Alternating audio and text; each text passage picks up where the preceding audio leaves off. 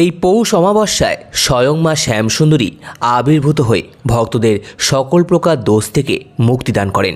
নমস্কার বন্ধুরা, স্বাগত আমাদের চ্যানেলে। ভিডিও তথ্যটি মন্দিরের সেবায়িত আমাকে প্রদান করেছেন। আপনাদের কাছে অনুরোধ, ভিডিওটি আপনারা সম্পূর্ণ দেখুন। এই পৌষ মাসের অমাবস্যাকে বলা হয় প্রেত মুক্তি অমাবস্যা। এই পৌষ মাসের অমাবস্যায় কোনো ভক্ত যদি মাকে দর্শন করেন তবে তার সমস্ত পিতৃপুরুষ এবং তার মৃত প্রিয়জন সেই ভক্তের সাথেই জীবন্ত শ্যামসুন্দরী মায়ের দর্শন করতে পারেন এবং অক্ষয় নরক থেকে অক্ষয় স্বর্গ প্রাপ্তি হয় এবং সেই ভক্ত ও তার মৃত প্রিয়জন সকল প্রকার দোষ থেকে মুক্তি লাভ করে। তাই এই পৌষ অমাবস্যাকে প্রেত মুক্তি অমাবস্যা বলা হয়। বছরের এই একটিমাত্র অমাবস্যায় যে সকল ভক্তগণ মাকে দর্শন করতে আসবেন তাদের সাথে তার মৃত প্রিয়জনরাও মাকে দর্শন করতে পারবে। সেই মৃত ব্যক্তি নরকে থাক কিংবা স্বর্গে থাক, সেও মায়ের দর্শন করতে আসার সুযোগ পাবে।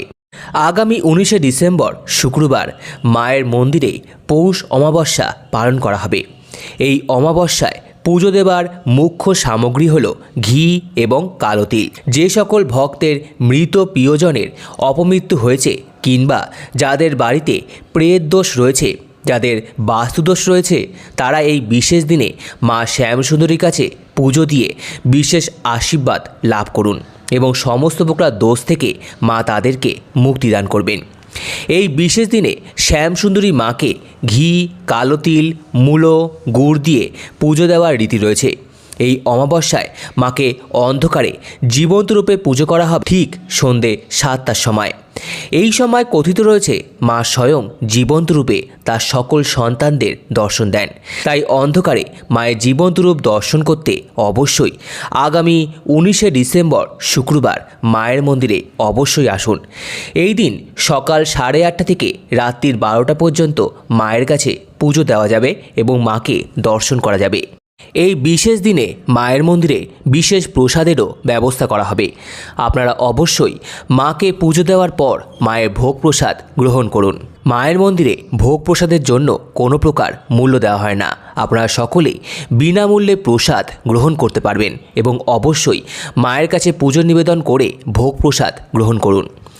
এবার আর বাসের ট্রামে নয়, শিয়ালদা থেকে এবার ভক্তরা হেঁটেই আসতে পারবেন মায়ের নতুন মন্দিরে। শিয়ালদা স্টেশনের পাশে টাকি বয় স্কুল, তার বিপরীতে AK পয়েন্ট আছে। তার পাশ দিয়ে 10টি বাড়ি হেঁটে গেলেই মা শ্যামসুন্দরী তার নতুন মন্দিরে বিরাজিত হয়েছেন। আপনারা অবশ্যই আগামী 19শে ডিসেম্বর শুক্রবার পৌষ অমাবস্যা উপলক্ষে মায়ের মন্দিরে অবশ্যই আসুন। মা আপনাদের সকল মনস্কামনা পূরণ করবেন এবং অবশ্যই মন্দিরে মায়ের কাছে পুজো নিবেদন করার পর মায়ের ভোগ প্রসাদ গ্রহণ করুন। সম্পূর্ণ ভিডিওটি দেখার জন্য আপনাদের সকলকে অসংখ্য ধন্যবাদ। ভিডিওটি ভালো লেগে থাকলে লাইক, কমেন্ট, শেয়ার এবং চ্যানেলটিকে অবশ্যই সাবস্ক্রাইব করুন।